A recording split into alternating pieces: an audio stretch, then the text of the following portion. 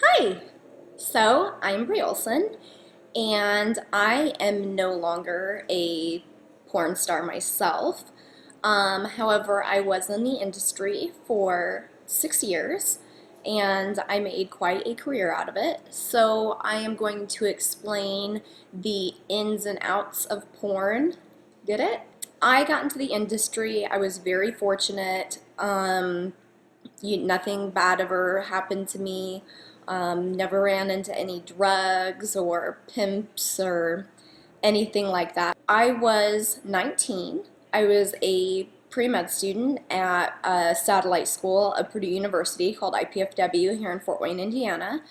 I was working full-time as a telemarketer as well. I was going to school full-time, had been going to college ever since I was 17, graduated when I was 17 from high school, all that. I had no idea about the adult industry. I had nothing to do with it. I had never been a stripper.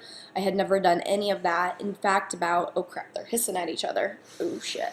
Hold on. Are we going to see a cat fight? No. A literal cat fight.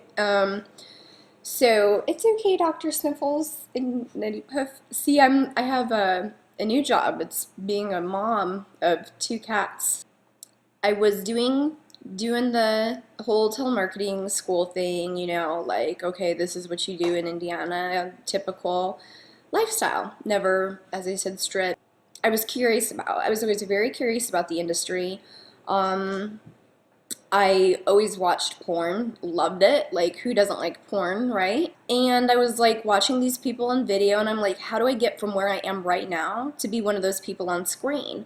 I didn't know anything about it. Like, many of you watching this right now, you probably don't know a lot about how porn actually works. You probably think like it's just like one huge party and everyone gets together and has sex, or you may think like me, like this is done in someone's basement and there's like one like greasy fat hairy camera guy and like two people going at it and he's just videotaping them. Like it's nothing like that at all. Regardless if it was like a fat hairy guy filming it anyways, I still wanted to try it. I would have done the first one for free. I had no idea. So anyways, I went to this website called sexyjobs.com. And well, I typed in porn applications because I'm like, is there an application for this? And then this website came up, sexyjobs.com. So I posted a picture up of me and said, I want to do porn. I finally found someone. I ended up going out on my first plane ride ever. I had never even been on a plane before. Left Indiana, went to California, left my small town of Fort Wayne finally.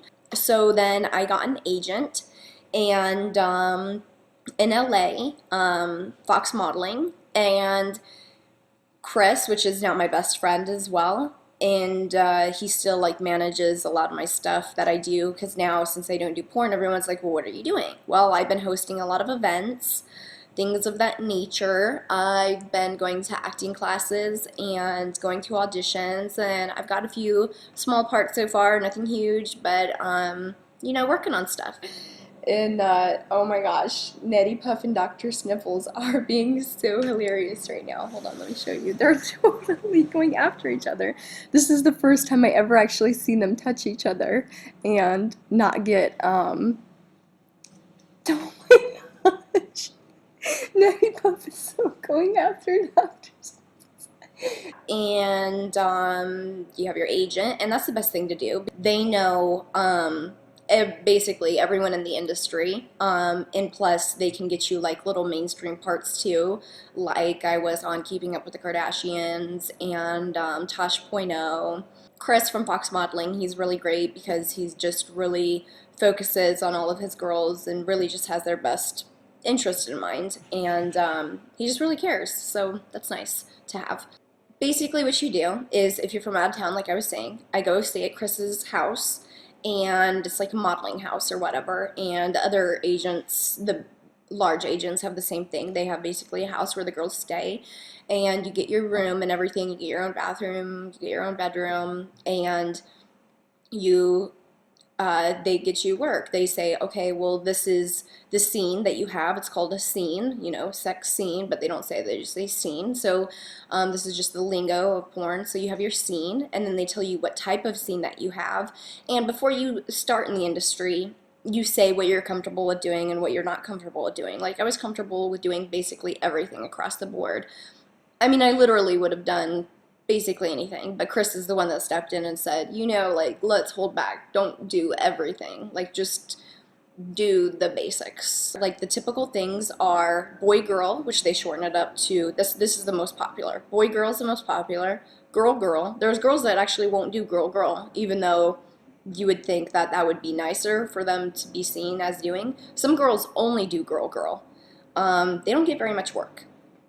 And then we have, you know, the anal, interracial, like I said, and then it gets into will you do two guys at once, and so that's called a boy-boy girl if you do two guys at once. And it's really unclear. You know, you would think that it would be clear to me by now when it's more than how many guys does it take to make a gangbang? But I thought the three guys, I thought if it's more than two, it's a gangbang. But people argue about it all the time in the industry. So everyone has their own opinion about it. Whatever you want to consider gangbang, let it be a gangbang. Fine. I mean, you could do one-on-one freaking gangbang. I do gangbangs with my dildos all day.